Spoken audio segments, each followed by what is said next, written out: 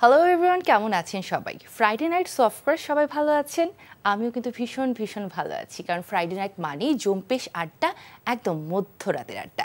So welcome to NTV's Friday night live show রাতের আড্ডা, our Friday night hits different. And সাথে আছি আমি জয়া, এবং নিয়ম অনুযায়ী ফ্রাইডে রাতে কিন্তু আমি একা থাকি না, আমার সাথে থাকেন একজন ভেরি স্পেশাল মানুষ, যার সাথে আমরা অনেক গল্প করি। অ্যান্ড আপনারাও কিন্তু চাইলে তার সাথে কথা বলতে পারেন, ভিডিও কলে আর টেক্সট পাঠাতে পারেন। তাহলে আজকে আমার সাথে কে আছে? আজকে আমার সাথে যে আছেন তার নামটাও আমার বলতে হবে না, কারণ আমি জানি তার সম্পর্কে যদি আমি একটু বলা শুরু করি আপনারা সবাই চিনে যাবেন আজকে আমাদের সাথে কে আছেন। আজকে আমাদের সাথে যে আছেন সেই মানুষটা একটা সময় হতে চেয়েছিলেন যাযাবর। তিনি ঘুরে বেড়াবেন যেখানে সেখানে, কোনো নিয়ম নেই, কোনো বাধা নেই, বন্ধন নেই, কিন্তু সেটা তার হয়নি। উল্টো তিনি হয়ে গেছেন একজন অভিনেতা, এবং শুধু একজন অভিনেতা হয়ে কিন্তু তিনি ক্ষান্ত হননি, তিনি হয়ে গেছেন বাঘা লেভেলের একজন অভিনেতা। আর আজকে এমন একটা অবস্থা, তার বাবা মায়ের দেয়া নামের পরিবর্তে তার একটা বিশেষ চরিত্র হাবু ভাই, এই নামটাতেই তাকে পুরো বাংলাদেশের মানুষ চেনে ভালোবাসে। বুঝতে আর বাকি নেই আমার সাথে আজকে কে আছেন। আমার সাথে আছেন দুর্দান্ত এক অভিনেতা, সবার প্রিয়, পার্সোনালি আমার ভীষণ প্রিয়, আছেন চাষী আলম ভাই। আপনাকে অনেক অনেক ওয়েলকাম। আপনি আছেন কেমন তারা সেটা বলেন। আমি আছি ভালো, আলহামদুলিল্লাহ, সুস্থ আছি। যে আপনাকে দেখে মনে হচ্ছে সেটা খুব ভালো লাগছে আপনি আছেন। আপনার সাথে অনেক গল্প হবে, আড্ডা হবে, কিন্তু দর্শকদের আমি ছোট্ট করে বলেছি তারা কীভাবে আমাদের কল দেবে। দর্শক, যদিও আপনারা জানেন আমাদেরকে কল কিভাবে দিতে হয়, স্টিল আমি আবারও বলে দিচ্ছি। এই মুহূর্তে আমাদের শোটি কিন্তু এনটিভির সকল অনলাইন প্ল্যাটফর্মে লাইভ দেখা যাচ্ছে। আপনারা যদি আমাদেরকে কল দিতে চান তাহলে কি করতে হবে? চলে যেতে হবে আমাদের ফেসবুকে, সেখানে ক্যাপশনটাতে একটা জুম আইডিয়ান পাসওয়ার্ড দেওয়া আছে এবং একটা লিঙ্কও দেওয়া আছে। আপনারা সেই জুম আইডিয়ান পাসওয়ার্ড দিয়ে কিন্তু আমাদেরকে কল করতে পারেন, অথবা সরাসরি লিঙ্কে ক্লিক করেও আমাদেরকে ফোন দেওয়া যাবে। আর যদি না চান এত রাতে ভিডিও কল দিতে, তাহলে কিন্তু সুন্দর সুন্দর মেসেজ পাঠাতে পারেন ওই পোস্টের কমেন্ট সেকশনে গিয়ে। ঠিক আছে ভাইয়া, আপনি তো ভালো আছেন। আমাদের তুলতুল ভাবি এবং ফারিস্তা কেমন আছে? ভালো আছে, আলহামদুলিল্লাহ, সুস্থ আছে। আপনি কেমন আছেন? আমি ভীষণ ভালো আছি, এবং এই কোয়েশ্চেনটার অপেক্ষায় ছিলাম আমি এতক্ষণ।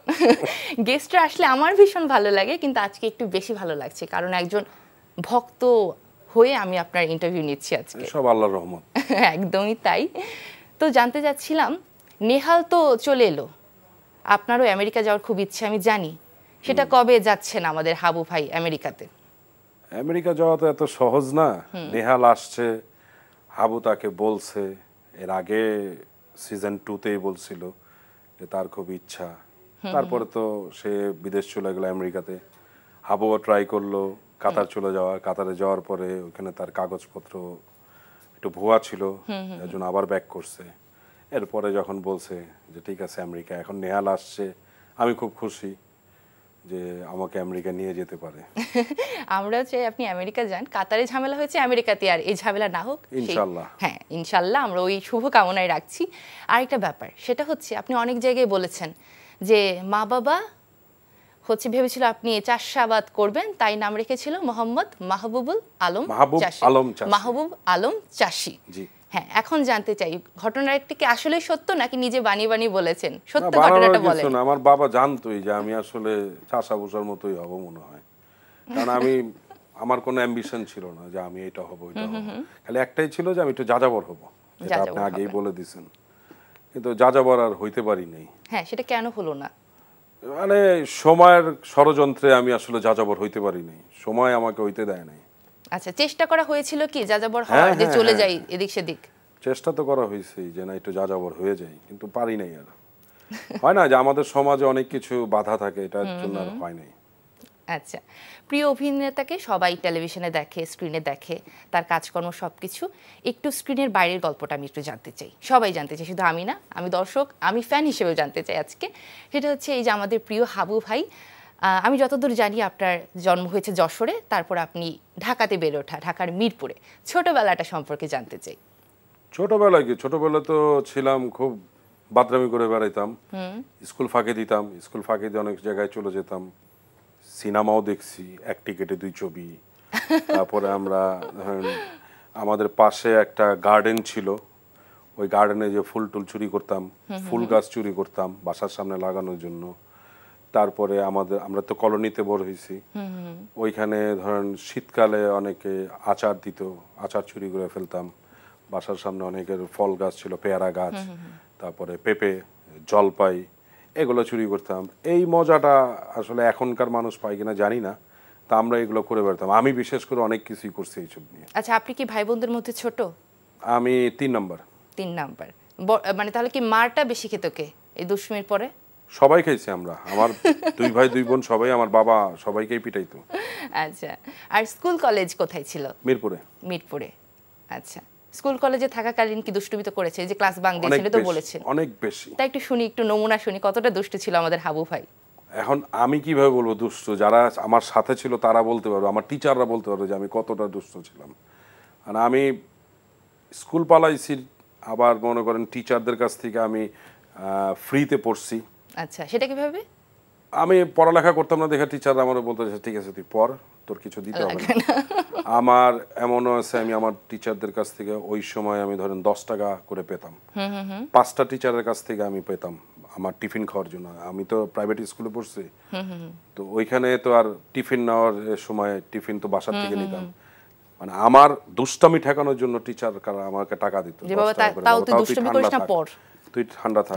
এমনও হয়েছে, তো আমাদের স্কুলটার মাঝখানে করিডোর ছিল, এই পাশে সিনিয়ররা, এই পাশে জুনিয়ররা বসতো। সেটা দেখা গেল 1, 3, 5, 7 এরকম, আর এদিকে ধরেন সব জোরগুলো 2, 4, 6 এরকম। আমরা আবার কো এডুকেশন ছিলাম। অনেক সময় দেখা গেল সিনিয়রদের মেয়েদের ব্যাগের টিফিন খেয়ে ফেলতাম। আমি আবার ওই অ্যাসেম্বলি হইতো, অ্যাসেম্বলিতে সবার শেষে যে দাঁড়াইতাম, মানে তার আগেই সব সাইজ করে ফেলাইতাম, খাওয়া দাওয়া খেয়ে ফেলতাম। এটা নিয়ে অনেক কিছু হয়েছে। টিচাররা একদিন ধরাও পড়ছি। একটা টিচার ছিল, আমাকে বাড়ি মারছিল, আঙ্গুল মোটামুটি ভেঙেই যাওয়ার মতো অবস্থা হয়ে গেছিল। এইভাবে স্কুলে করছি। কলেজেও টিচার আমাকে দৌড়ায় দৌড়ে ক্লাস করে, তো আমাকে সামনে বসায় রাখতো, তাও তুই ক্লাস কর। আচ্ছা, আমার কিসের কি, আমি ফাঁক দিয়ে বেরোয় যেতাম, সরকারি কলেজ যেহেতু, বাংলা কলেজে। এইভাবে অনেক কিছুই করছি। আর এলাকায় থাকলে তো ধরেন কিছু কিছু জায়গায় আছে কলোনি, তো এই পাশে কলোনি, ওই পাশে, দুই পাশে 2টা কলোনি ছিল। এই পাশের অনেক বাগান থেকে আচার খাওয়া, ফল ফ্রুটস খাওয়া, সবজিও খেয়ে ফেলছি। এমন হয়েছে ধরেন কিছু পাই নাই, টমেটো পাইছি, টমেটো খেয়ে ফেলছি। আচ্ছা, লাগবে একটা কিছু দুষ্টামি করার জন্য, এরকম অনেক কিছুই করছি। ওকে, প্রেম করেছেন তো স্কুল কলেজে থাকতে? না, এগুলা আমার দ্বারা হয় নাই। কেন? কারণ আমি ছিলাম অন্য ধানে, আমার ধুনটাই ছিল আলাদা। আমার সারাদিন হইচই করে বেড়াইতে হবে, কারণ প্রেম করলে হয় কি সময় দিতে হয় তার, আর মিথ্যা কথা বলতে হয় অনেক। ওই মিথ্যা কথাটা আমার দ্বারা হবে না। কি মিথ্যে কথা? এই যে কোথায় আছো, ধরেন আমি এখন যদি প্রেম করতাম, এখন ধরেন এনটিভিতে আছে, কোথায় আছো, আমি আছি একটা জায়গায়, তোমার পাশে কে কথা বলতেছে, কোন মেয়ে, এগুলা বিশ্বাস করে না। তো এগুলা নিয়ে আমার তো ইয়া ছিল না যে না এগুলা হবে না। আচ্ছা, ঠিক আছে। আমি যতদূর জানি আপনি অভিনয়ে আসার আগে অনেক কাজ করতেন, ইভেন্ট ম্যানেজমেন্ট, এবং আপনার একটি বিজনেস ছিল। তো হুট করে যে বিজনেসম্যান থেকে অভিনেতা হয়ে গেলেন কিভাবে? এই ট্রানজিশনটা কিভাবে হলো? বিজনেসম্যান ছিলাম না, আমার কাপড়ের শোরুম ছিল, আমি নিজেই দোকানে বসতাম। তো তখন তার এত বড় কিছুই হয় না, আস্তে আস্তে যতটুকু আসছে। এর মধ্যে অনেকের সাথে আমার পরিচয় হয়েছে, যেহেতু ইভেন্ট ম্যানেজমেন্টের জন্য কাজ করা শিখতাম। ওটা ভালো লাগতো, কারণ ইভেন্ট ম্যানেজার কাজ করলে কি বিভিন্ন জায়গায় যাওয়া যায়, সময়ের একটা ইয়ে আছে। তো এই সাথে অনেক ডিরেক্টরদের সাথে পরিচয় হয়েছে, আর্টিস্টদের সাথে পরিচয় হয়েছে, মডেলদের সাথে, সিঙ্গারদের সাথে। ওই করতে করতেই এক সময় একটু একটু করে কাজ করলাম। তো আমি সাইফুল ইসলাম মান্নু, ওনারও কাজ করছি প্রথম দিক, একদম প্রথমে উনি আমার জীবনের প্রথম কাজ। আর আমার একটা বন্ধু ছিল তানভীর হাসান, ও মোটামুটি ভালো ডিরেক্টর ছিল। ওর টুকটাক ওই যে এরকম টেলিভিশন টক শো এগুলোতে কাজ করছি। তারপরে আস্তে আস্তে ইফতেখার আহমেদ ফাহমির সাথে আমার ইয়ে হলো, ফাহমি আমাকে ওর কাজগুলোতে নিল আস্তে আস্তে করে। এরপরে তো ধরেন, মানে আমি সবসময় বলি আমার অ্যাক্টিং গুরু ইফতেখার আহমেদ ফাহমি, এবং মিডিয়ার মানুষের কাছে ছড়ানোর জন্য সবচেয়ে বড় অবদান ইফতেখার আহমেদ ফাহমি। উনি আপনাকে গাইডলাইনও দিতেন কিভাবে করতে হবে, অনেক কিছু। এবং আমার যে রেমুনারেশনটা আমি কখনো বলতাম না, তারপর একটা সময় ওই বলছে আমাকে যে আমি একটা কাজ করতেছি, এটাতে তুমি কাজ করবা, তোমার রেমুনারেশন বলো, যে তোমাকে আমি কত দিব এখন। আমি বলছি কি বলতেছো? বলে না, তুমি আমার কাছে বলবা, আমার যদি হয়, আমার যদি পোষায় তাহলে তোমাকে নিব, নালে না। পরে আমি বলছি তুই যা দিবি তাই। এই করে করে মিডিয়ার মধ্যে আমার আলাদা একটা ইয়া হলো। এরপরে তো মাঝখানে একটু গ্যাপ ছিল, আবার কাজ শুরু করলাম। তারপরে অমি আমাকে বললো যে আমি এরকম একটা কাজ করব। এখন ধরেন বাংলাদেশের মধ্যে যারা আছে, এরপরে বাংলাদেশের বাইরে যারা বাংলা ভাষার মানুষ আছে, বাঙালি যারা আছে, তারা অ্যাটলিস্ট চিনে আমাকে। এই চেনার পিছনে সবচেয়ে বড় অবদান কাজল আরিফিন অমি, আমার কমান্ডার আমি বলি। হ্যাঁ, ও যেভাবে বলে আমি ওইভাবেই কাজ করি। আমার সারা জীবনের ইয়ে হলে ওরা, ওই দুইজন, মানে ফার্মের এডি ছিল অমি। শুরুর দিকে কি মানে প্রধান চরিত্রগুলোতে মানে কাজ পাওয়া যেত অভিনয় যখন শুরু করেছেন? আমি আসলে প্রধান চরিত্রের করার মতো কোনো, এখনো তো আমি প্রধান চরিত্রের কাজ করি না, যেহেতু আমাকে অমি বলছে যে তুমি ক্যারেক্টার আর্টিস্ট, তুমি হিরো হইতে পারবা না। আমি নিজেও জানি আমি হিরো হইতে পারবো না, কারণ আমার ফেস কাটিং, আমার স্কিন কালার, আমার লুক সবকিছু মিলে আমি হিরোর মতো না। তারপরে হলো গিয়ে ধরেন আপনি তো সবার দর্শকদের মনের হিরো হয়ে গেছেন অভিনয় করে। সেটা আমি বলতে পারি না। হাবু ভাই তো সবার মনের হিরো হাবু ভাই। এটা উপর আল্লাহর রহমত, উপর আল্লাহ একটা উসিলা দিয়ে আমাকে এইভাবে নিয়ে আসছে। সবকিছুর পেছনে আমি মনে করি যে ফামি আর অমি আমাকে এত দূর আনছে। আচ্ছা, তাহলে এই যে অভিনয় যখন আসলেন, বিজনেসটা তো এখনো রান করা হচ্ছে না। না, ওইটা কবে মানে বন্ধ হয়েছিল? মানে সাকসেস পাওয়ার পর অ্যাক্টিং এ নাকি আগেই স্টপ করে দিয়েছিলেন? মানে অতটা সাকসেস আমি এখনো জানি না আমি সাকসেসফুল কিছু করতে পারছি কিনা। যখন আমার শোরুম ছিল তখন আমি ফার্মির একটা সিরিয়াল করতাম 50-50। ওইটারও একটা গল্প ছিল, আমাকে বলছিল যে আমি একটা সিরিয়াল করব, সেটাতে তোমাকে আমি নিব। তখন তো অল্প অল্প কাজ করি। তো পরে 3-4 মাস পরে আমার সাথে ওর একটা এডির সাথে দেখা হলো ফার্মগেটে। তা আমি জিজ্ঞেস করলাম, কি রে তোরা কাজটা শুরু করিস নি? বলে হ্যাঁ শুরু করছি তো, আমাদের তো প্রায় 3.5 মাসের মতো হয়ে গেছে, শ্যুটও করছি। হ্যাঁ, তা আমাকে তো কিছু বললো না। বললো সেটা তো আমি বলতে পারি না। তা আমার খুব কষ্ট লাগছিল যে ফার্মি আমাকে বলছে যে আমাকে নিবে, নিল না, কিন্তু শুটিং শুরু হয়ে গেছে। তো আমি ফার্মগেটের আনন্দ সিনেমা হল থেকে তেজগাঁও কলেজ পর্যন্ত হেঁটে হেঁটে আমি কাঁদতে কাঁদতে গেছি। আমার যখন শুনছি যে হয়ে গেছে কাজ, আমার মনে হলো পৃথিবীটা আমার মাথার উপরে ভেঙে পড়ছে, যে হারে আমি কি করলাম। এরপরে হঠাৎ করে একদিন ফার্মি আমাকে ডাকলো, তুমি কোথায়? আর আমি তো দোকানে, তুমি আসো তাড়াতাড়ি। পরে গেলাম, প্রথম দিনের সিন মিউট, কোনো ডায়লগ নাই, খালি একটা পেপার পড়তেছি আমি। তো ফার্মি তখন আমাকে বললো, আমি কি তোমার সাথে কাজ করতে পারি? আমার তো তখন মনে হয় কি বলে, ডিরেক্টরকে আমি জিজ্ঞেস করব যে ভাই আমি তোমার সাথে কি কাজ করতে পারবো, আমি কি পারি? ও আমাকে বলল। তখন আমাকে বলতেছে যে আমি তোমার ভাই, তুমি আমার ভাই। এই যে শুরু হলো ফার্মি আমাকে, ওর সিঙ্গেল নাটকে অনেকগুলো, একটা সিন হলেও আমাকে করাবি। দেন ওই 50-50 চলে, একটা পর্যায়ে তো পুরো 50-50 আমার উপর দিয়েই শেষ করে দিল। এরপরে তো অমির কাজ করলাম, অমি আরো অনেক ডিরেক্টরের কাজ করতেছি এখনো। আচ্ছা, সব শুনবো। একজন দর্শক অপেক্ষা করছে আপনার সাথে কথা বলবার জন্য, কলটা নিয়ে নিচ্ছি। হ্যালো, আসসালামু আলাইকুম, কে আছেন আমাদের সাথে? ওয়ালাইকুম আসসালাম, আমি ফ্রিল্যান্সার শাকিল বলছি। অনেক দিনের একটা স্বপ্ন ছিল আলম ভাইয়ের সাথে কথা বলার, আজকে মনে হয় স্বপ্নটা পূরণ হতে যাচ্ছে। ভাইজান কেমন আছেন আপনি?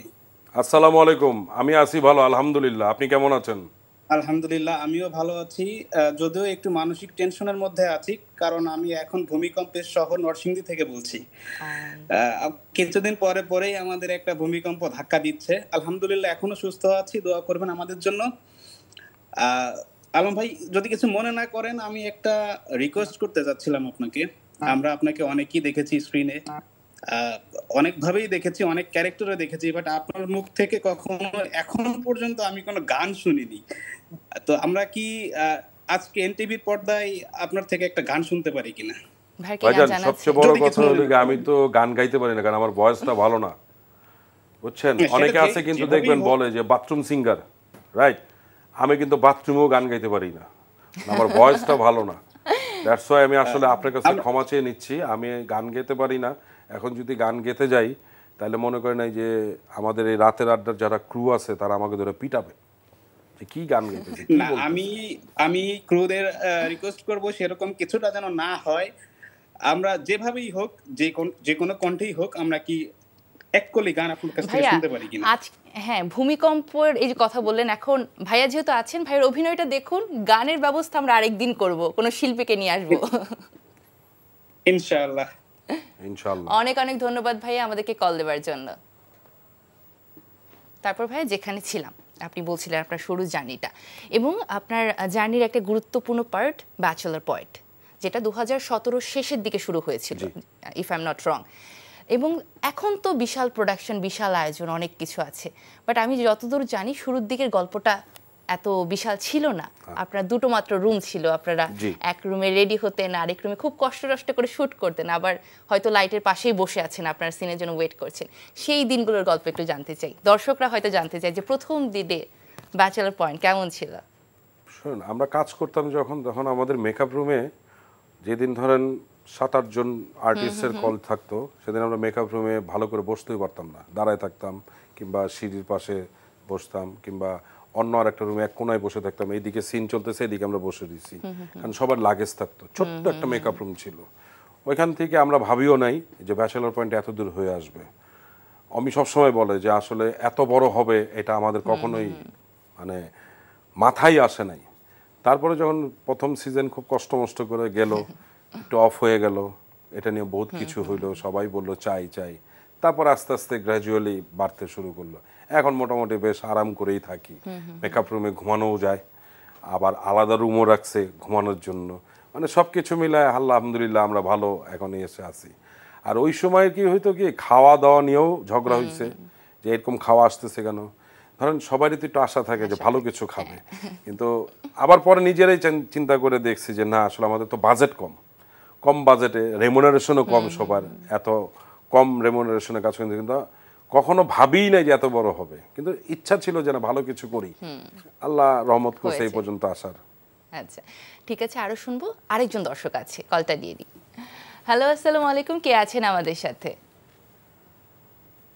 হ্যাঁ, ওয়ালাইকুম সালাম, আমি ইসাক বলছিলাম কুমিল্লার দেবিদ্বার থেকে। অনেক অনেক ধন্যবাদ। কেমন আছেন আপনি ইসাক ভাই? জি আলহামদুলিল্লাহ ভালো আছি, আপনারা কেমন আছেন? বিশেষ করে চাষি আলম ভাইকে আজকে দেখে আসলে যুক্ত হলাম। হাবু ভাই অবশ্যই, আমাকে দেখে তো আর যুক্ত হন নাই, ভাইকে দেখে হয়েছেন, এটা আমরা জানি। ভাইয়ের সাথে কথা বলুন। ভাইয়া কেমন আছেন? খুব ভালো আলহামদুলিল্লাহ, আপনি কেমন আছেন? এই তো ভাইয়া, সেই 2016 সাল থেকে আমি আপনার অনেক ফ্যান। আমি অবশ্য আমার বয়স অল্প, বাট খুব অনেক নাটক আপনার দেখাচ্ছি, বিশেষ করে ব্যাচেলার পয়েন্টে অনেক ভালো করতেছেন আপনারা। দোয়া করেন। দেখি আমি মূলত একজন স্টুডেন্ট, প্লাস হচ্ছে পাশাপাশি সাংবাদিকতায় যুক্ত আছি।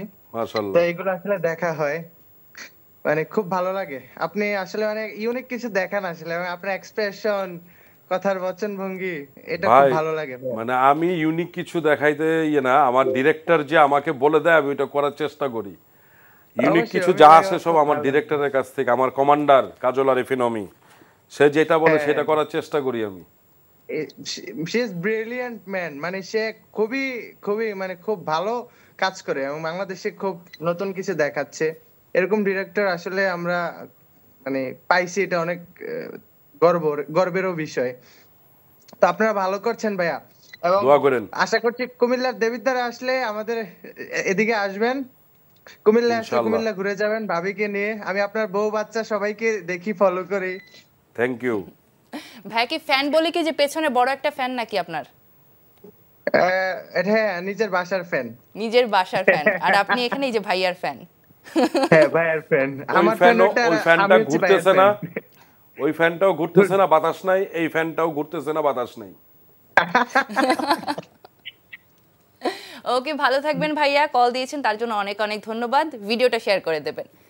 তো ভাইয়া, যেখানে ছিলাম ব্যাচেলর পয়েন্টের শুরুর গল্পটা আপনি বলছিলেন যে এখন তো অনেক বেশি প্রসারিত, আমি মনে ভুলেই গেছি ওনার কথার প্রেক্ষিতে। তো আরেকটু জানতে চাই, এই যে বিজনেসটা তো অফ করে দিয়েছে, এটা কি ভবিষ্যতে চালু করার আর ইচ্ছে আছে? কারণ অনেকে তো আছে অভিনয়ের পাশাপাশিও একটা সাইড বিজনেস রাখেন। ইচ্ছা আছে, করবো ইনশাআল্লাহ। আচ্ছা, আপনার তো কাপড়ের বিজনেস ছিল। কাপড়ের, হ্যাঁ, রেডিমেড কাপড়ের। তারপর ভাইরা কিন্তু একটা বিখ্যাত ডায়লগ আছে, অনেকগুলো ডায়লগই বিখ্যাত, একটা ডায়লগের কথা বলছি, আমার হাতটা একটু দেখুন। আপনি কি কাজের বুয়া? আমি কাজে বুয়া না হইলাম, এটা তো দেখেন একটু। না, আপনি বুয়া হইলে আমরা রাত দেখবো। আমাদের বাসায় এখন বুয়া আছে। হ্যাঁ, আপনাদের বাসায় এখন মিস লাভলি আছে। লাভলি আপা আছে, হয় এক্সের ভালো রান্না করে। ভালো রান্না করে, কিন্তু উনি যে জিনিসপত্র সরাই টরাই নিচ্ছে ওগুলা দেখেন না? না, উনি নিতে আছে, হেইয়া তো বলছে, উনি স্বীকার করছে যে মাঝে মাঝে নেয়। আমরা কিন্তু তারে বলি নাই যে আপনি নেন, খাবেন, আপনি বলেন যে খাবো, সে বললাই নাই এখন। কিন্তু আপনাদের বাসা দেখলে তো মনে হয় না যে এটা ব্যাচেলার বাসা, এত গোছানো সুন্দর। কারণ এখন তো অনেক বড় লোক হইছি। বড় লোক হইছেন। আমার কাবিলে আছে না, কাবিলার আম্মায় পুলিশ চেয়ারম্যান চেয়ারম্যান উনি আমাদের সব বাসা করে দিয়েছে। আপনার দাদুও তো এখন বড় লোক। হ্যাঁ, দাদু তো এখন Underworld-এর আন্ডারওয়ার্ল্ডের মালিক মালিক। এক্সের, কিন্তু দাদু কেমন জানি ইয়ে গেছে, টাকা পয়সা দিতে চায় না। খালি মিথ্যা কথা কয়। হ্যাঁ, মিথ্যে কথা কয় এক্সের। আর আপনাকে সাদাম টাকা সারে, সাদাম সারে। সাদাম সারে। হ্যাঁ। আপনার তো চাকরিটা দিল না। হ্যাঁ, দেয় নাই তো, ওই কি দেবে? আমার দাদু তো দেবে। এই যে সুন্দর একটা ব্যাচেলার বাসা, মানুষ তো বিশ্বাস করে না এটা একটা ব্যাচেলার বাসা। ব্যাচেলার বাসা থাকবে একটু অগোছালো, একটু নোংরা, একটু মানে ভেজা গামছার গন্ধ, ঘামের গন্ধ, মানে কি হলো? মানে ব্যাচেলার পয়েন্ট কিন্তু ব্যাচেলার বাসায় তো ঘুরাই দিলেন পুরা। ব্যাচেলর বাসা কিন্তু এখন অনেক চেঞ্জ হয়ে গেছে। আপনি বসুন্ধরা যান, দেখবেন অনেক স্টুডেন্ট থাকে, ওদের বাসা অনেক গুছানো। তো আমরাও তো চেঞ্জ হয়েছে, কারণ 2-3 বছর পরে, অলমোস্ট 2.5 বছর পরে আমরা শুরু করছি আবার।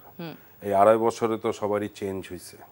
আপনারা দেখবেন হাবুর গেট আপ চেঞ্জ হয়েছে, হ্যাঁ, হাবুর কথাবার্তা চেঞ্জ হয়েছে, সব কিছু মিলায় কিন্তু সবাই, মানুষ তো পরিবর্তনশীল, তো এটা তো চেঞ্জ হবেই। আর যেহেতু আমাদের একটা বড় ব্যাকআপ আছে, পলি চেয়ারম্যান কাবিলার মা, তো আমাদের অনেক বড় একটা সাপোর্ট দেয় উনি। আচ্ছা, তো আপনার হচ্ছে ইন্সপিরেশন হয়ে যাচ্ছেন যে ব্যাচেলার যারা আছেন এরকম গোছানো সুন্দর বাসায় থাকবেন, গুছিয়ে থাকবেন, তাই তো? অবশ্যই। একটা কথা আছে না, পরিষ্কার পরিচ্ছন্নতা ইমানের অঙ্গ। ইমানের অঙ্গ। ভাই, আপনি কি একটা জিনিস খেয়াল করেছেন?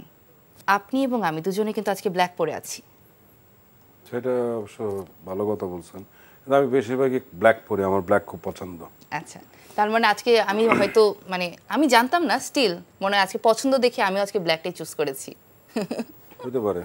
আচ্ছা, ঠিক আছে। আরও একজন দর্শক আছেন ভিডিও কলে কথা বলবার জন্য। হ্যালো, আসসালামু আলাইকুম, কে আছেন আমাদের সাথে? ওয়ালাইকুম আসসালাম। আসসালামু আলাইকুম ম্যাডাম। আসসালামু আলাইকুম হাবু ভাই। ওয়ালাইকুম আসসালাম। আসসালামু আলাইকুম, কেমন আছেন আপনি? জি আলহামদুলিল্লাহ ভালো আছি। আপনার নামটা বলবেন? আপনার নামটা বলেন। আমি জানি, হাবু ভাইকে বলুন। আমার নাম মোহাম্মদ ইবনে হাসান আকাশ, আমি নীলফামারী জেলার ডিমলা থানা থেকে বলতেছিলাম। বাবা, অনেক দূর থেকে বলেন। জি, হাবু ভাইয়ের সাথে কথা বলেন। হাবু ভাই কেমন আছেন? হাবু ভাই আপনি? খুব ভালো, আলহামদুলিল্লাহ। আপনার অ্যাক্সেন্ট সুন্দর লাগতেছে। তাই নাকি? অ্যাক্সের সুন্দর? জি, আপনারও কিন্তু অ্যাক্সের সুন্দর লাগতে আছে।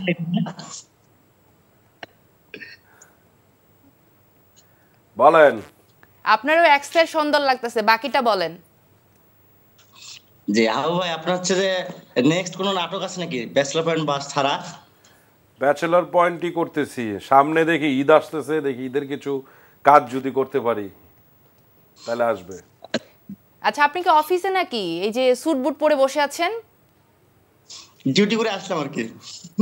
আচ্ছা, ডিউটি করে আসলেন, ফ্রেশ হননি? না, ফ্রেশ হয়নি। কি করেন আপনি এমনিতে? আমি ড্রাগ ইন্টারন্যাশনালে এমপি হিসেবে আছি। কোথায়?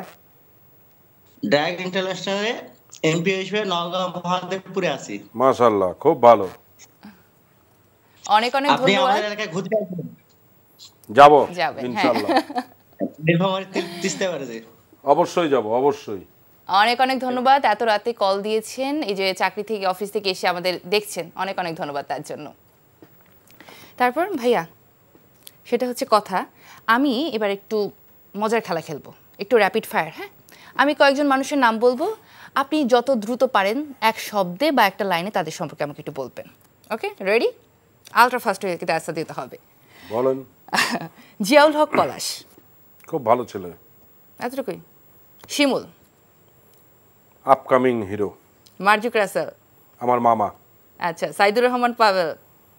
অনেক চঞ্চল, ইন্টারন্যাশনাল আর্টিস্ট। তৌসিফ মাহবুব। খুব ভদ্র, চুপচাপ, হিরো তো হিরোর মতোই। চাষি আলম।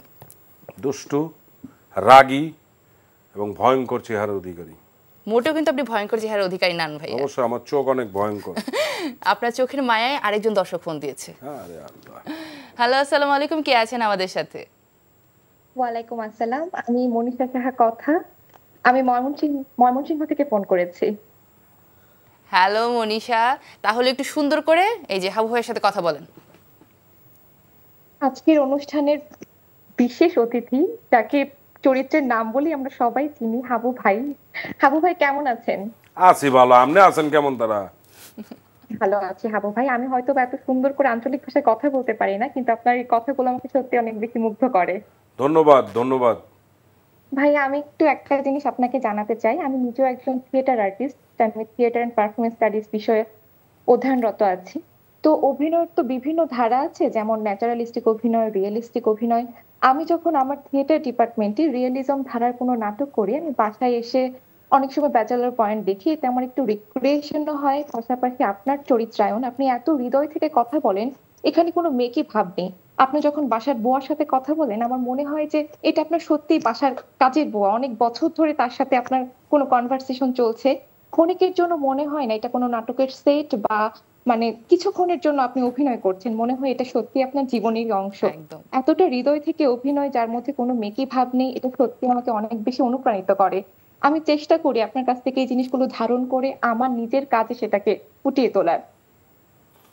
ধন্যবাদ আপনাকে। আসলে আমি তো মানে আমার এখান থেকে করতে পারি না, আমার ভিতর থেকে না, পুরাটাই করে হলে আমার ডিরেক্টর আমাকে বলে তুমি এইভাবে নাও, এবং আমার সেটে আমি সবচেয়ে বেশি বকা খাই, সবচেয়ে বেশি এনজি দেই আমি সবচেয়ে বেশি বকা খাই।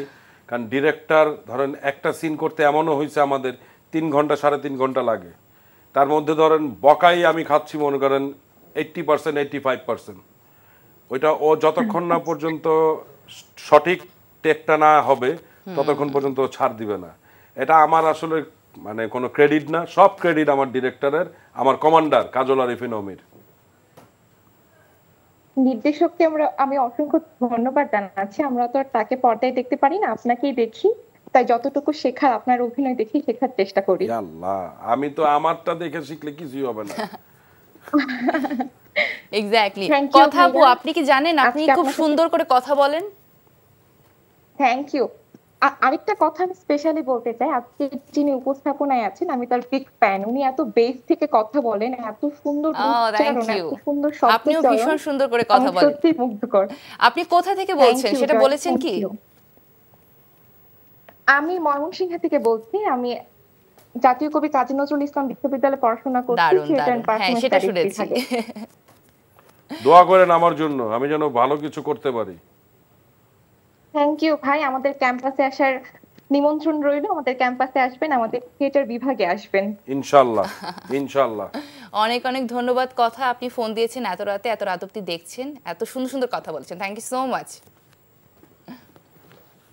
চোখের মায়া বলছিলেন। চোখের মায়া না তো, হ্যাঁ, আপনি বলছেন সুন্দর না, কিন্তু চোখের মায়া দেখেন, এই চোখের মায়া, ভয়ঙ্কর চোখ। হ্যাঁ ভয়ঙ্কর চোখ, কিন্তু ভয়ঙ্কর চোখে যে কত মায়া, এই যে তার জন্য এত সুন্দর সুন্দর কথা বলছে মানুষ। এই যে আল্লাহর রহমত, আল্লাহ রহমত করে এগুলো। একদমই তাই। আচ্ছা, এই যে ব্যাচেলর পয়েন্ট করতে করতে মনে হয়েছে যে ব্যাচেলারই থেকে যাই। শুরু যখন করেছিলেন তখন তো ব্যাচেলার ছিলেন। তখন ব্যাচেলর ব্যাচেলার মনে হয়নি যে ব্যাচেলারই থেকে যাই, বিয়ে শাদীর দরকার নেই? মনে তো হয়েছে অনেকই। আচ্ছা, তারপর কি কিভাবে তুলতুল জানি কি ভাবিকে হয়ে দেখে, গেছে আমি জানি না। তুলতুল ভাবিকে দেখে কি ডিসিশনটা চেঞ্জ করেছেন? ওটা তো আল্লাহর থেকে একটা ওহী নাজিল হয়েছে যে না বিয়ে করে ফেলো। আচ্ছা এবং আমার বিয়ের কথাবার্তা যখন চলে তখন আমি ঢাকার বাইরে ছিলাম, কক্সবাজারে। আচ্ছা, এটা পুরোটা পারিবারিক একটা বিয়ে ছিল মোটামুটি। আর আমার সাথে আসলে ওর সাথে তো প্রেম না, হ্যাঁ। কথাবার্তা হইতে হইতে বাসায় বলছি, বাসায় বললো ঠিক আছে। পরে আমি কক্সবাজারে ছিলাম, ঘুরতে আচ্ছা। গেছি, তখন আমার বড় বোন ছোট বোনরা বললো যে আমরা ফাইনাল করে ফেলি। ঠিক আছে। আচ্ছা, অনেকটা সারপ্রাইজিংলি হয়ে গেছে মোটামুটি মোটামুটি। এখন আরেকটা সারপ্রাইজ আপনার জন্য ওয়েট করছে, আরেকটা ভিডিও কল আছে, নিন। হ্যালো, আসসালামু আলাইকুম, কে আছেন আমাদের সাথে? পাপা পাপা ছোট্ট ফারিস্তা আছে আমাদের সাথে। হ্যালো আসো, আসো। ফারিস্তা। পাপা বলো, পাপা বলো। পাপা আসো। I love you. I love you too. আহ, এই কিভাবে লাইন লাগাইলা কিভাবে তুমি? ভাবি আসসালামু আলাইকুম, কেমন আছেন আপনি? আলহামদুলিল্লাহ ভালো, আপনি কেমন আছেন? আমি ভীষণ ভীষণ ভালো আছি। এই যে আপনাদের দুজনের কথাই হচ্ছিল, কথায় কথায় আপনার দুজন চলেই আসেন। এন্ড ফারিস্তাকে দেখে মানে আসলেই মানে আমি নিজেও এত খুশি হয়ে গেছি। আচ্ছা, আল্লাহ হাফেজ দিয়ে দাও পাপাকে। হাপ্পা দাও, একটা হাপ্পা দাও। দিব না? এখন দেবে না, বাসায় গিয়ে দিয়ে দেবে। আপা বাবাকে মিস করছো ফারিস্তা তুমি? ইয়েস বলো। বাবাকে মিস Yes, বলো। করছো? হ্যাঁ বলো পাপা yes। একটা। আল্লাহ হাফেজ দিয়ে দাও, তুমিও আল্লাহ হাফেজ চলে দিয়ে এসো দাও। আমাদের রাতের আড্ডায়। হ্যাঁ, আল্লাহ হাফেজ। আল্লাহ হাফেজ। আসতেছি আমি বাবা, আসতেছি। বলো ওকে। টাটা ফারিস্তা, Okay. Thank you so much ভাবি, আপনি আমাদেরকে কল দিয়েছেন, অনেক অনেক ধন্যবাদ। ও কান্না করে দিয়েছে বাই বলার সময়। না, আমি ভাবি নাই যে এরকম হবে। হ্যাঁ, কেমন লাগলো সারপ্রাইজটা? খুবই ভালো, খুবই ভালো, মানে থ্যাঙ্কস পুরা মানে এটা ওই যে টিমকে। সৃষ্টিকর্তারই নির্দেশ ছিল। হ্যাঁ, উপর আল্লাহ দিয়েছিল। এই ফারিস্তাকে যখন দেখলাম, ফারিস্তাকে নিয়ে কোয়েশ্চেনটা করি। 2024-এর 11ই জুলাই আপনার জীবনে একটা ইম্পর্টেন্ট একটা দিন। অভিনেতা অভিনেত্রীদের ক্ষেত্রে যেটা হয়, তারা হচ্ছে স্ক্রিনে হয়তো অনেক সময় বাবা হয়, মা হন, কিন্তু সেদিন আপনি জীবনে সত্যিকারে বাবা হয়েছিলেন। কেমন লেগেছিল সেদিন? মানে কেমন লাগছে এটা আমি আসলে বলতে পারবো না। আমি যখন ওকে কোলে নিয়ে মানে আমি আজান দিচ্ছিলাম, যেটা আমি ডিসাইড করেছিলাম যে আমি নিজেই আজান দিব, মানে আমার বুক ফাইটা কান্না আসতেছিল যে আমি আসলে এটা আনন্দের কান্না। মানে আমি আজান দিতে গেলেও যখন মনে করেন ঠিক মতো উচ্চারণও হচ্ছিল না, যার জন্য আমি 2বার করে আজান দিছি। হ্যাঁ, এমনিতেই তো 2বার দিতে হয়, তারপরও দেখি আমার খালি বেজে যাচ্ছিল, মানে আনন্দের কারণে। আমি ভাবি নাই যে মানে এই জিনিসটা আমার কাছে আসবে। আর এই অনুভূতি না আসলে বোঝানো যায় না। অনুভূতি যদি বুঝাই ফেলতে পারতাম তাহলে অনুভূতি শব্দটা থাকতো না। ফারিস্তা নামটা কে রেখেছিল? ওর মা। আচ্ছা, নূর ফারিস্তা। নূর ফারিস্তা। হ্যাঁ, এখন কয়েকটা টেক্সট আমরা পড়ে নেব।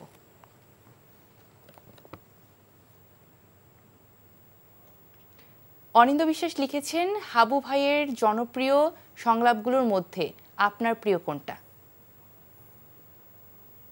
আমার প্রিয়? হ্যাঁ, আপনার প্রিয় কোনটা? আপনি রান্নার হাতটা একটু দেখ।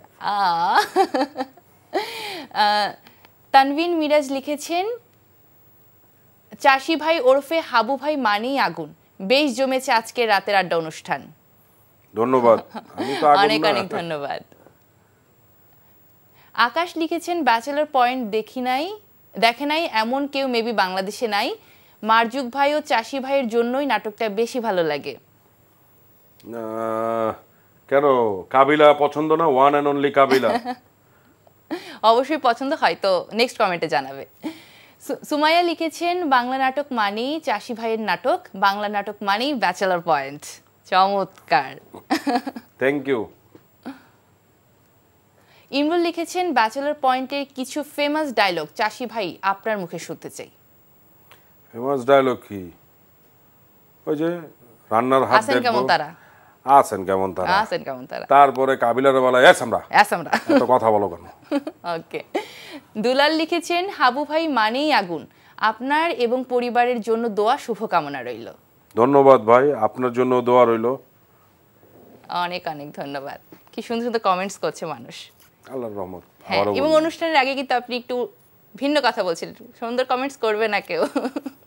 আমি বলেছিলাম অবশ্যই করবে, আপনার ফ্যান্ডমটা এরকম হইতে পারে। হ্যাঁ, আচ্ছা, প্রত্যেক অভিনেতা অভিনেত্রী জীবনে কিন্তু একটা পয়েন্ট থাকে, তার স্টারডমের পয়েন্ট, এবং আপনি ব্যাচেলর পয়েন্ট ছাড়াও কিন্তু আরও অভিনয় করেছেন, কিন্তু এই হাবু চরিত্রটা যতটা স্টারডম পেয়েছে, মানে আমাদের কাছে যেটা মনে হয়েছে, আপনার কাছেও কি সেটাই মনে হয় যে আপনার স্টারডমের শুরু এই হাবু চরিত্র থেকেই? অবশ্যই, কারণ আমি তো প্রথমেই বলছি আমার অ্যাক্টিং গুরু ইফতিকার আহমেদ ফাহমি আমাকে অনেক কাজ দিছে, আমাকে 50-50 অনেক বড় ক্যারেক্টার দিছে, একটা জায়গায় নিয়ে আসছে আমাকে।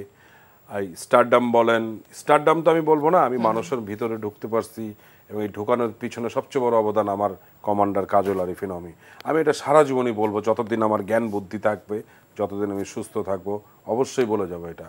আর স্টারডাম না, আমাকে মানুষের মধ্যে দিয়ে রাখছে যে আমি অ্যাজ একটা মানে অভিনয় শিল্পী শুরু করছি আমি, এখনো তো পুরাদমে করতে পারি নাই, যদি ভবিষ্যতে আল্লাহ পাক আমাকে রহমত করে তাহলে হয়তো ভালো কিছু করতে পারবো। আচ্ছা, আর আরেকটা কথা আমি শুনেছি, এটা কি সত্যি, অমি ভাইয়ের নাকি কোনো স্ক্রিপ্ট নেই, উনি মুখে মুখে বলেন? স্ক্রিপ্ট অবশ্যই আছে, এটা ওর ব্রেনে আছে। আচ্ছা, আর লাইন আপ থাকে, ওইটা ওর ব্রেনে। মাঝে মাঝে ধরেন আমাদের যখন সিন ব্রিফ হয় তখন ওই যে লেখালেখি হয়, ও বলে, ওর এডিরা লেখে, আমরা লিখি, যদিও আমি লিখি না, মার্জুক মামা লেখে, পলাশ লেখে, পাবেল একটু কম লেখে, মোটামুটি সবাই লেখালেখির মধ্যেই থাকে, কারণ ওর মাথার থেকেই বের হয়, এবং আল্লাহ ওর মাথায় যিনি কি দিছে এটা উপর আল্লাহ ছাড়া আর ও ছাড়া কিছু জান না। আচ্ছা, একটা সিন করতে কতক্ষণ সময় লেগে যায় সর্বোচ্চ? মোটামুটি 1.5 ঘন্টা 2 ঘন্টা লাগেই, এবং অনেক মানে চুল পরিমাণে এদিক ওদিক হইতে দিবে না, ওর এমন হিসাব যে আমাকে পারফেক্টটা দিতে হবে। যদি এমনও হয় সকালে শুরু হয় সন্ধ্যা হয়ে যাবে, একটা সিন ও না হওয়া পর্যন্ত ও ছাড়বে না। সারাদিনে তাহলে মানে কয়টা সিকোয়েন্স হয়? আমরা এখন পর্যন্ত সর্বোচ্চ সিন করছি 5টা, তাও বেশি দিন না। মানে আমাদের তো এখন 7 নাম্বার চ্যাপ্টার যাবে। এই 7 নাম্বার চ্যাপ্টার মোটামুটি শুটিং শেষ হয়েছে। সর্বোচ্চ ধরেন 5-6 দিন মনে 5টা সিন করছি আমরা, 4টা 3টা এরকম করেই হয়। শুরুর দিকে কি এরকম হতো না কারো বেশি? মানে কোন সিজন 1-2-তে হ্যাঁ তখন অনেক বেশি করার চেষ্টা করতাম, ধরেন 10টা 11টা হইতো, কিন্তু এখন অনেক কমে গেছে। এখন আরো বেশি মানে সিরিয়াস হইতে হয়। এবং আমরা খুব স্কুল সিস্টেমে চলি। আমাদের সকালে ওই ডাইনিং টেবিলে বসে 9টার সময় ঘন্টা বাজে, সিন শুরু হওয়ার সময় ঘন্টা বাজে, এবং আমরা অনেক রিল্যাক্স থাকি। মানে অন্যান্য সেটে হয়তো অনেক বেশি চাপ থাকে, কিন্তু ওর এখানে হয় কি মানে খুব একটা সিন হয়েছে 1.5 ঘন্টা 2 ঘন্টা আমরা গল্প করতেছি, ব্রেন স্ট্রমিং করতেছি, যার ঘুমানো দরকার একটু ঘুমাইতেছে, রেস্ট নেওয়া দরকার রেস্ট নেয়, অনেক রিল্যাক্স কাজ হয়। আচ্ছা, এই ঘন্টাটা বলেন, ঘন্টাটা কিসের ঘন্টা? ওই যে স্কুলে যেরকম ধরেন আমরা 9টার সময় আমাদের ডাইনিং টেবিলে থাকতে হয়, ব্রেকফাস্ট ওইখানে হবে, ওইটার সময় একটা ঘন্টা বাজানো হয় যে সবাই ব্রেকফাস্টে আসো। যাদের যাদের কল থাকে আর্টিস্টদের, তারা সবাই ব্রেকফাস্টে বসে, খাওয়া শেষ একটা ঘন্টা বাজবে, এরপরে হলে গিয়ে আমাদের ব্রেন স্ট্রমিং হয়, তারপরে সিন ব্রিফ হয়, তারপরে রিহার্সেল হয়, তারপরে যখন সিনে যাই আমরা ক্যামেরার সামনে দাঁড়াই তখন একটা ঘন্টা হয়। যে স্কুলে ক্লাস যেরকম শুরু হয় ঠিক একটা ঘন্টা হয়, ক্লাসটা শেষ আর একটা ঘন্টা দেয়, এইভাবেই চলে। এবং যখন বলে প্যাক আপ তখন একদম স্কুলের মতো টাং টাং টাং টাং ঘন্টা। দারুণ সুন্দর ব্যাপার। মানে এই জন্যই মানে আপনাদের এত দুর্দান্ত কাজ আমাদেরকে আপনারা উপহার দিতে পাচ্ছেন, এত টাইম ম্যানেজমেন্ট, সবকিছু এত সুন্দর নিয়ম মেনে হচ্ছে। সবকিছুই ডিরেক্টরের মানে কারিশমা, সব ডিরেক্টরের, কারণ ও সিস্টেমটাই করছে এইভাবে যেন সবাই রিল্যাক্স থাকে। খাবার দাবারের ব্যাপারেও খুব সিরিয়াস। আমাদের ওইখানে ধরেন খাওয়া দাওয়া চলতেছে, আমরাও অনেক সময় বলি যে এত খাওয়া লাগবে না, খাইলে খাইলে মোটা হয়ে যেতেছে, আর আমি একটু বেশি মোটা হয়ে যাই খাইলে। আচ্ছা, সবচেয়ে বেশি বকা খাই কে ডিরেক্টরের? আপনি? কেন? সেটা হয়তো আমি পারতেছি না দেখা, ও চাচ্ছে যেটা আমি সেটা দিতে পারি না দেখে আমি সবচেয়ে বেশি বকা খাই। এটা আমার জন্য একটা ব্লেসিং বলতে পারেন, কারণ আমি মনে করি ও আমাকে ওই ভাই হিসাবেই দেখে, আমি ওকে ভাই হিসেবে দেখি। ওর চিন্তাধারা হলে হয়তো মনে হয় আমার কাছ থেকে ভালো জিনিস। এক্স্যাক্টলি, এটা আমি বলতে চাইতাম, আপনার কাছে বেস্ট আউটপুটটা সে চান। আচ্ছা, এই যে শুটিং এর এত ব্যস্ততা, সকালবেলা চলে যেতে হয়, হয়তো আসতে অনেকটা রাত হয়ে যায়? না, আমাদের এখন অনেক রাত হয় না, আমরা ধরেন ম্যাক্সিমাম 10:30, এর বেশি না। 10:30 না, আমরা হয়তো ওকে বলি যেটা ঠিক আছে সিনটার একটু করি আর একটা সিন করি, ওই দিনকে হয়তো দেখা গেল যে 11টা 11:30। মানে আমাদের ওই সিস্টেমটাও রাখছে যে সুন্দরভাবে আমরা কাজ করব, কারণ আমরা যদি রাত বেশি করি পরের দিন এফেক্ট করবে, কারণ ঘুম হবে না, যেটা আমার সবচেয়ে বেশি হয়। আমি সেটার মধ্যে দেখা গেলো সিন ব্রিফ চলতেছে, আমি ঘুমাইতেছি আর আমারে বকা দেয়, আমি তারপরেও ঘুমাইতেই থাকি। হ্যাঁ বল কি হয়েছে? আচ্ছা না তুমি ঘুমায়ও, আগে ঘুমাই নাও, তারপরে দরকার সিন করবো। আচ্ছা, এখন কি একটানা শুট হচ্ছে? মানে এখনো তো শুট হচ্ছে আপনাদের? হ্যাঁ, প্রতি মাসে আমাদের 15, 18, 20 দিন করে শুট হয়। ও, অনেকটা সময়। হ্যাঁ। তাহলে এই যে এতটা ব্যস্ততা, বাইরে থাকতে হয় শুটের জন্য, বাসায় মানে ভাবি ফারিস্তাকে টাইম দেওয়া হয়? ওই যে রাতের বেলা এসে একটু টাইম দেই, ওইটুকুই। আর ধরেন চ্যাপ্টার শেষ হইলে আমাদের ওই যে 7-8 দিনের মধ্যে গ্যাপ থেকে, ওই গ্যাপে ওর সাথে সময় কাটাই, তাও হয় না, বাইরেই থাকি বেশি। আচ্ছা আচ্ছা, শুনবো গল্প। আরও একজন দর্শক আমাদের সাথে আছেন, ভিডিও কলে যুক্ত হয়েছেন, আপনার সাথে কথা বলবো, নিয়ে নি কলটা। হ্যালো, আসসালামু আলাইকুম, কে আছেন আমাদের সাথে? জি, ওয়ালাইকুম আসসালাম, আমি মাসুদ রানা, দিনাজপুর থেকে। মাসুদ ভাই, কেমন আছেন আপনি? জি, শীতের রাত, অনেক কষ্টই যাচ্ছে, উত্তরবঙ্গে শীত বেশি হয়। জ্যাকেট কই? জ্যাকেট তো পরেন নাই মাসুদ ভাই? জ্যাকেট পরছি, হালকা জ্যাকেট আছে, জ্যাকেটটা দেখি শার্টের মতো, যেন বোঝা যাচ্ছিল না। ভালো আছেন এমনিতে? জি, আমি আপনার অনেক বড় ফ্যান, বিশেষ করে ব্যাচেলার পয়েন্ট থেকেই। চাষি ভাইয়ের আরো কয়েকটি নাটক দেখছি, অমি ভাইয়ের যে পরিচালনায় যে নাটকগুলো হয়েছে আমি সবগুলাই দেখছি। হাবু ভাই অত্যন্ত আমার পছন্দের একজন ক্যারেক্টার।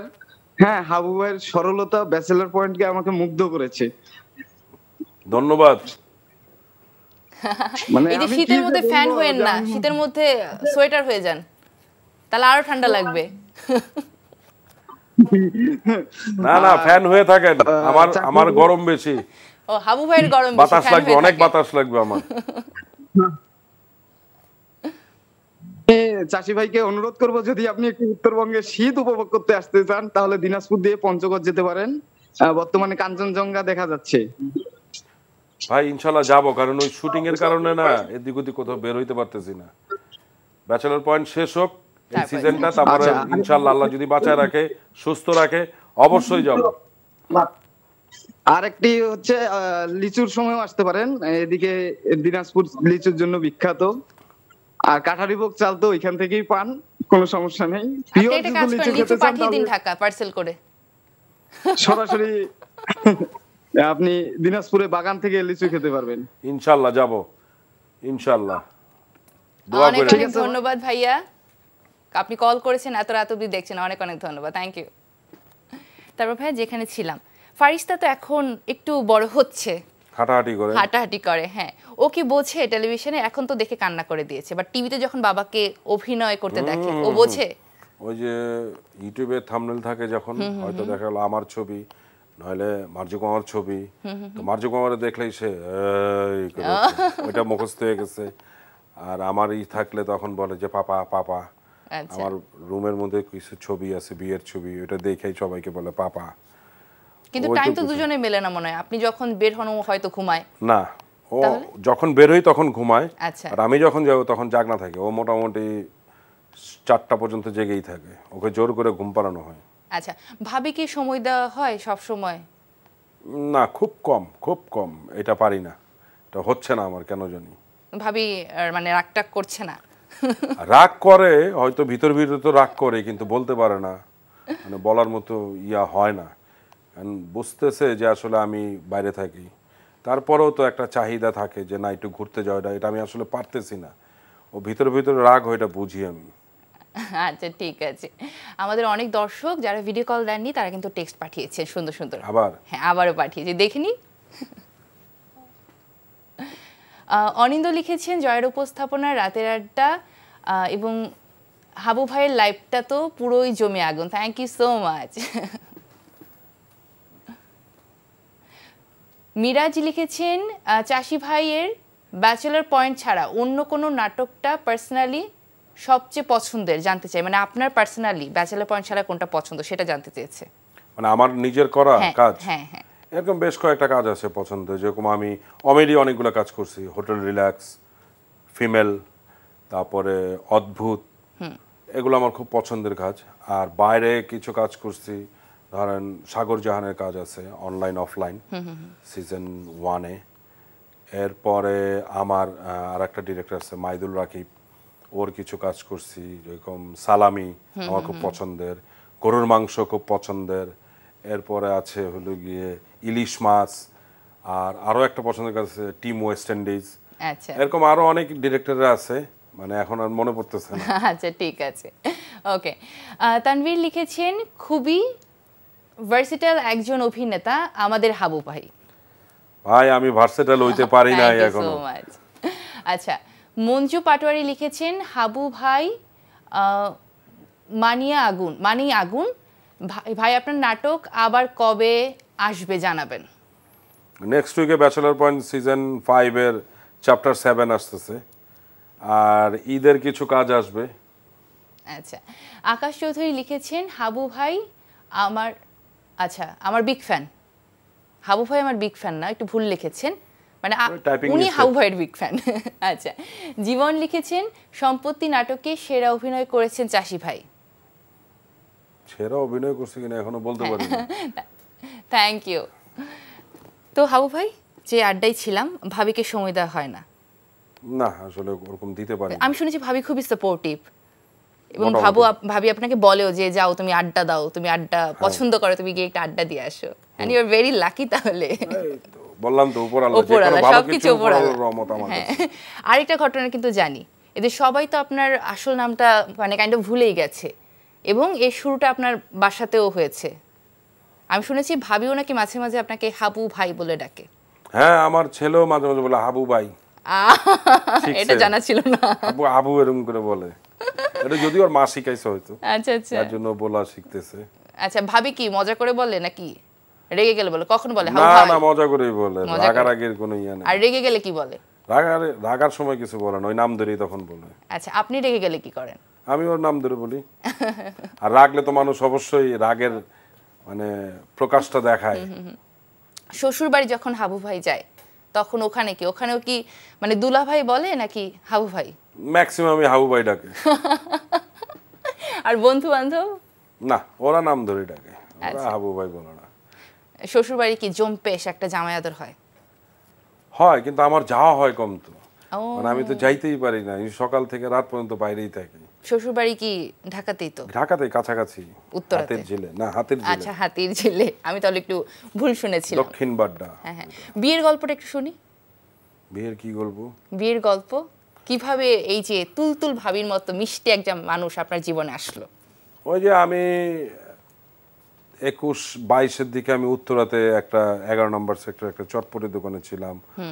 ওর বড় বোনের ছেলেরা, ভাইগনা, ওরা দেখে ছবি তুলছে। ওইখান থেকে আস্তে আস্তে তারপরে ও আমাকে নক দিছে, আমাকে জন্মদিনে উইশ করছিল।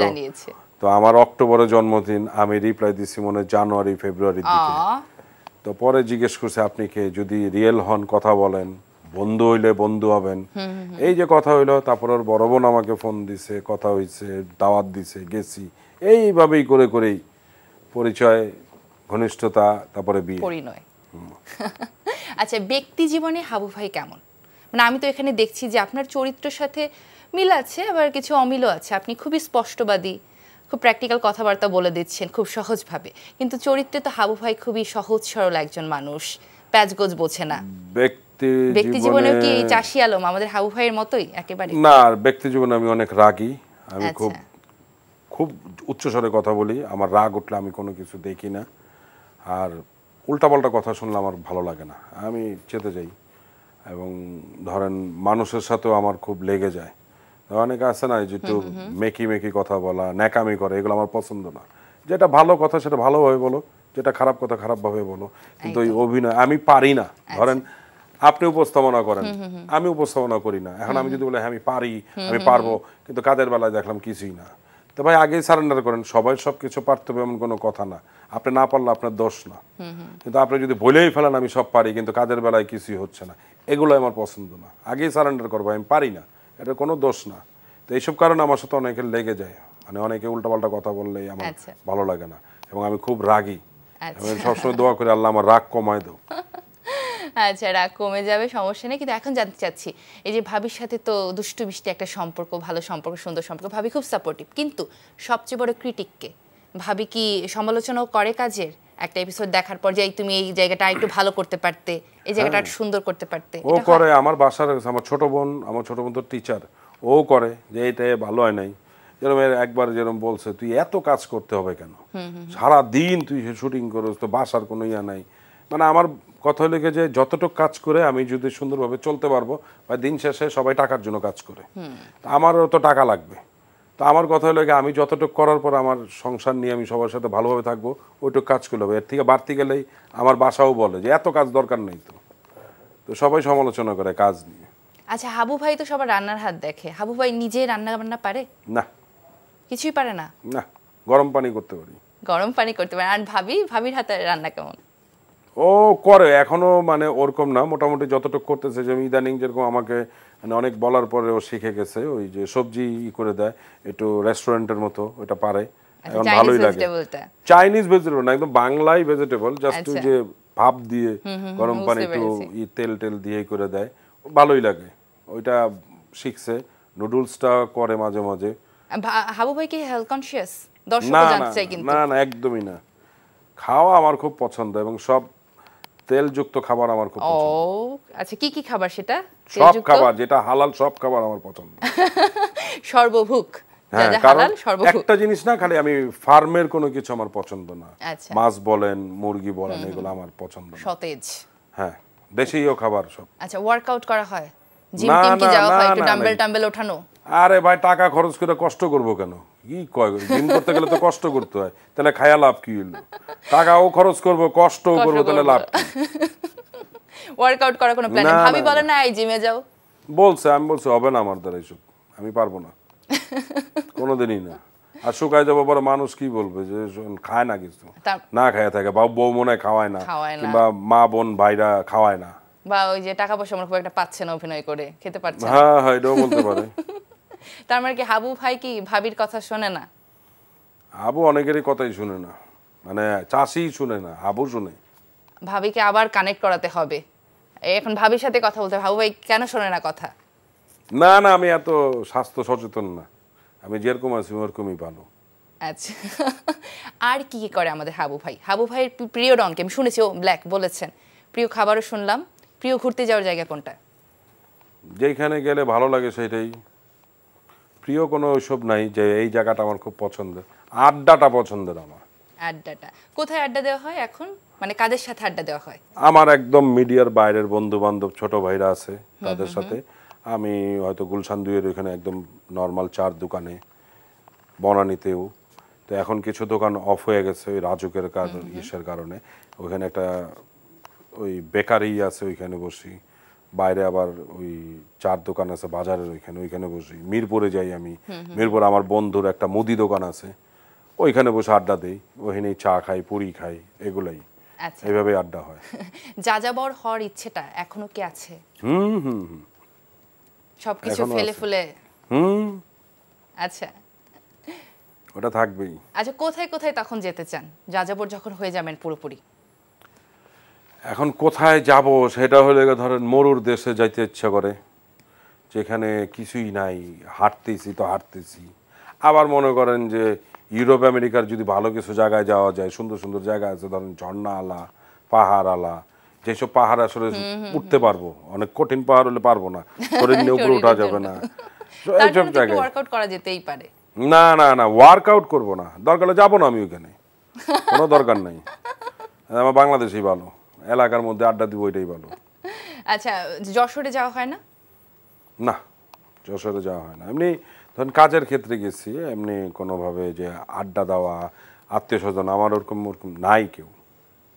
ওকে, ঠিক আছে। হাবু ভাই এখন যেখানে আছে সে কি সন্তুষ্ট, বা যদি জানতে চাই জীবনের পারপাস? আলহামদুলিল্লাহ, আমি অনেক ভালো আছি। আমি অ্যাটলিস্ট খায়া পয়রা ভালো আছি, সবার সাথে আনন্দ ফুর্তি করে আছি, এটাই আল্লাহর কাছে শুকরিয়া। সুস্থ আছি, আমার বেবিটা সুস্থ আছে, আমার ওয়াইফ সুস্থ আছে, আমার মা বোন ভাই সবাই সুস্থ আছে, এটাই তো আল্লাহর কাছে শুকরিয়া, আর কি চাই। একদমই তাই। আমরা অনুষ্ঠানের একেবারে শেষ পর্যায়ে চলে এসেছি। যদি চাষি আলম ভাই তার দর্শকদের উদ্দেশ্যে কিছু বলতে চাই একেবারে শেষে। দর্শকদের উদ্দেশ্যে কি বলবো আর, দর্শক আমার জন্য দোয়া করবেন, আমি যেন সুস্থ থাকি, ভালো কিছু করতে পারি, আমার রাগটা যেন কমে যায়, আমি যেন মানুষের সাথে খুব ভালোভাবে আচার আচরণ ব্যবহার ভালো করতে পারি, এটাই আমার চাওয়া, আর কিছুই চাওয়ার নেই। ঠিক আছে, অনেক অনেক থ্যাংক ইউ ভাইয়া, আপনি এসেছেন, এতটা সময় দিয়েছেন, এত আড্ডা দিয়েছেন আমাদের জন্য, আমাদের সাথে এত রাত হয়ে গেছে। Thank you so much again for coming. আপনাকেও ধন্যবাদ।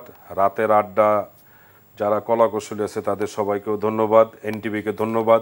এনটিভি আমাকে ডাকছে, এটা আল্লাহর কাছে অনেক শুকরিয়া আদায় করতেছি, এবং প্রোগ্রাম প্রডিউসার যে তাকেও শুকরিয়া আদায় করতেছি, ধন্যবাদ দিতেছি। সবাই আমার জন্য দোয়া করবেন, আমি যেন ভালো থাকি, সুস্থ থাকি। Thank you so much. এবার আমিও বিদায়টা নিয়ে নিই। প্রিয় দর্শক, দেখতে দেখতে রাতের আড্ডার একেবারে শেষ পর্যায়ে চলে এসেছি। আশা করছি আজকের পর্ব আপনাদের ভালো লেগেছে। দেখা হবে পরবর্তী পর্বে নতুন কোনো অতিথির সাথে, আমরা গল্প করব, তার সাথে আপনারাও কথা বলতে পারবেন। সে পর্যন্ত সবাই ভালো থাকুন, সুস্থ থাকুন। Good night.